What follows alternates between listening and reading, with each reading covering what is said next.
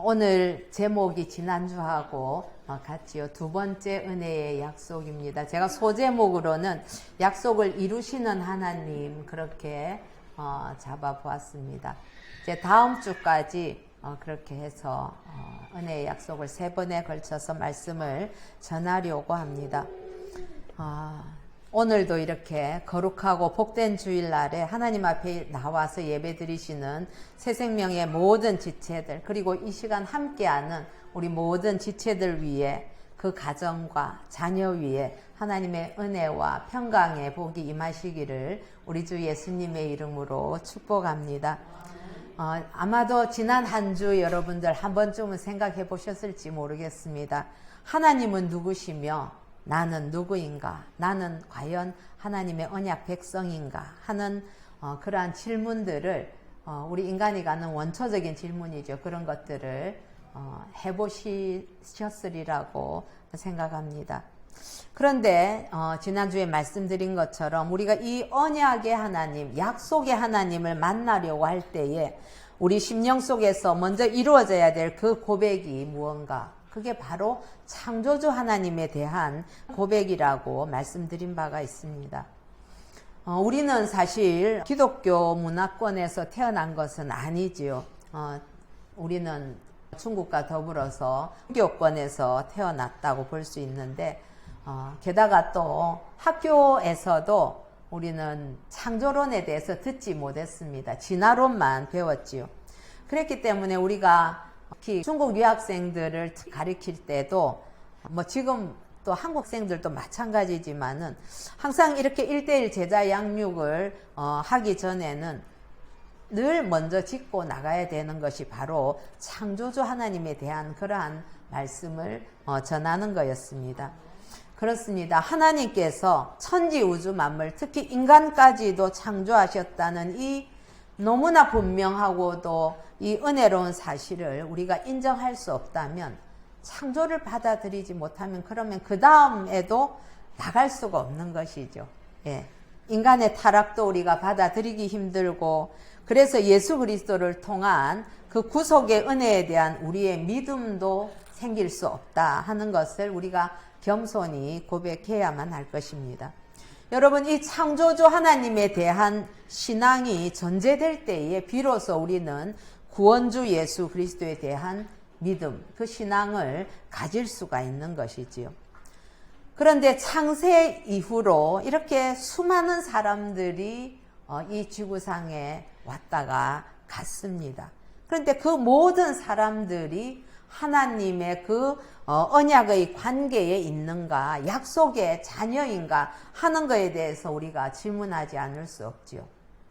그런데 모두가 그 은혜의 약속 안에 있는 자들이 아니라는 사실입니다.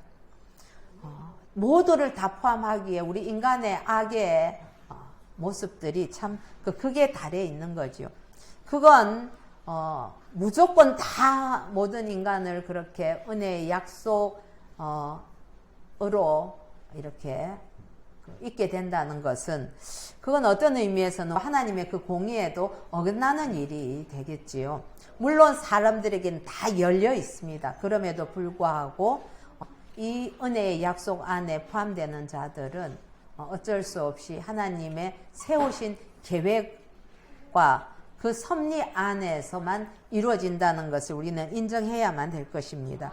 그런데 이 은혜의 약속을 제정하신 분이 누군가?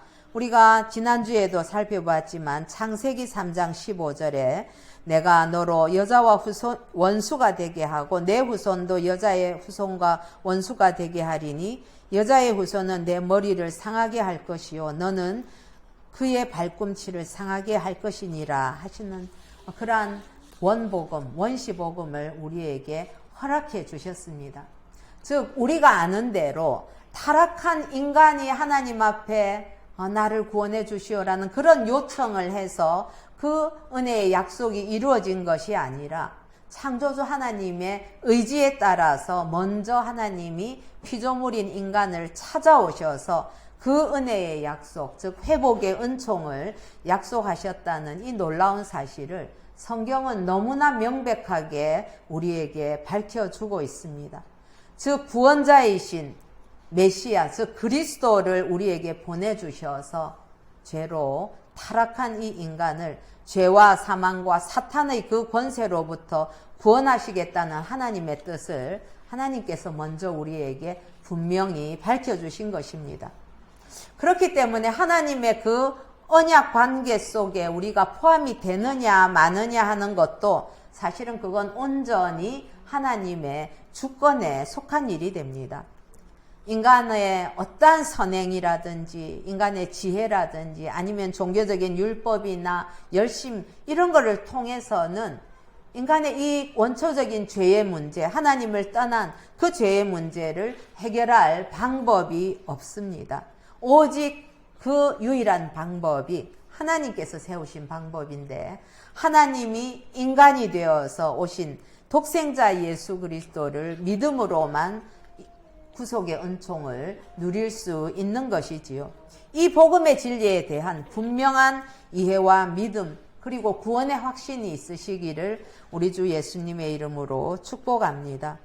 또한 하나님의 그 창조의 극치를 이루는 존재로 우리가 하나님의 형상을 따라서 지음을 받았는데 이 하나님의 형상을 따라 지음받은 인간의 존재가 얼마나 소중한 존재인가 하는 것을 깨달아야 되는데 그것은 그 인간의 가치는 하나님을 떠나서는 도저히 말할 수 없는 문제라는 것이지요.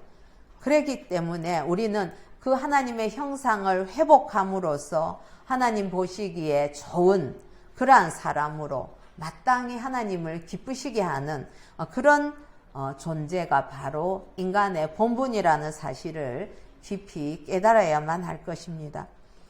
사랑하는 성도 여러분, 그런데 이 은혜의 약속을 이루시기 위해서 하나님께서는 역사 속으로 들어오셔서 한 사람을 택하시고 그를 불러서 구체적인 약속을 주셨습니다. 바로 그 한 사람이 오늘 우리가 본문에서 읽었던 바로 아브라함입니다. 창세기 12장 1절에서 3절 여호와께서 아브라함에게 이르시되 너는 너의 고향과 친척과 아버지의 집을 떠나 내가 내게 보여줄 땅으로 가라. 내가 너로 큰 민족을 이루고 내게 복을 주어 내 이름을 창대하게 하리니 너는 복이 될지라. 너를 축복하는 자에게는 내가 복을 내리고 너를 저주하는 자에게는 내가 저주하리니 땅의 모든 족속이 너로 말미암아 복을 얻을 것이라 하신지라. 성경은 창조의 이야기를 시작해서 이어서 계속해서 위대하고도 참 놀라운 이야기들을 전하고 있지만은 이 성경은 결코 대충 두루뭉실하게 그렇게 하나님의 뜻을 나타내지 않습니다. 때로는 너무나 구체적이고 정확하게 하나님의 의도와 하나님의 메시지를 우리에게 전하고 있지요. 아브라함을 부르신 하나님께서는 먼저는 아브라함에게 고향 친척 아비의 집을 떠나라. 자기 삶의 그 근거지를 떠나라는 것입니다. 이것은 다시 그곳으로 돌아갈 생각하지 말라라는 의미가 되는 거죠. 여러분, 우리는 사실 또 이렇게 한번 해보고 안 되면 또 어떻게 하고 이런 생각 많이 하지만 지금 하나님께서 아브라함에게 주문하신 것은 그렇습니다. 떠나라. 그리고 다시 돌아가지 않는다는 것을 전제로 너는 떠나는 것이다 라고 명령하시는 것입니다. 그리고 내가 너를 부른 그 목적이 무언가 하면 이 목적에 대해서 하나님 말씀하시는데 앞으로 보여줄 땅으로 가라는 겁니다. 당장은 아니지만 언젠가 하나님께서 보여주신다고 인도하시겠다고 그 땅으로 가라는 것이지요. 그리고 이어서 큰 민족을 이룰 것이다 하는 사명을 주시면서 앞으로 아브라함을 통해서 하실 일이 있다는 것을 밝혀주십니다. 그리고 땅의 모든 족속이 아브라함을 통해서 복을 받으리라는 그러한 약속을 주시는 거지요. 이 약속을 하시는 하나님, 그리고 또 이 약속에 대해서 이렇다 저렇다 이유되지 않고 그 약속에 따라가는 이 아브라함, 참 아름다운 관계이지요. 이처럼 성경은 한 사람을 굉장히 소중하게 여기면서 특별한 의미를 둡니다. 한 사람 아담, 한 사람 아브라함, 하나의 민족 이스라엘, 한 사람 예수 그리스도. 이 말씀은 저와 여러분도 하나님께서 택하여 부르신 한 사람으로서의 그 대표성을 가진 아주 가치 있는 존재이고 또 사명이 있다는 것을 우리에게 알려주고 있습니다. 아까 말씀드린 이 원시복음이라고 하는 창세기 3장 15절에 이 약속을 하나님께서 이루시기 위해서 아브라함을 택해서 좀 더 구체적인 그 은혜의 약속을 하나님께서 일방적으로 세우셨지요. 그리고 그 언약을 이어갈 믿음의 조상으로 아브라함을 훈련을 시키십니다. 여러분, 하나님은 주권자이십니다. 역사의 주인이시지요. 전능자이신 하나님은 당신의 뜻대로, 아버지의 뜻대로 섭리하시고 그리고 성취하시는 분이십니다. 그러나 우리는 겨우 100년 남짓 살 뿐인 피조물이라는 사실을 우리는 잊어서는 안 되겠지요. 어떤 경우에도 내가 아무리 노력한다고 해도 이 피조물이 창조주가 될 수는 없는 것입니다. 그러나 연약하고 영원부터 영원까지 이어지는 그 하나님의 시간 속에서 이처럼 한 점 누가 알아주지도 않는 정말 존재감 없이 이 땅에 왔다 가는 그런 인생이라 할지라도 아브라함과 같이 하나님께 기억된 바가 되고 그래서 하나님께 택함을 받고 부르심을 받아서 마침내 예수 그리스도를 주로 믿어서 구속의 은총을 누리는 하나님의 자녀가 된다면 여러분, 그 인생은 결코 허무한 인생이 아닙니다.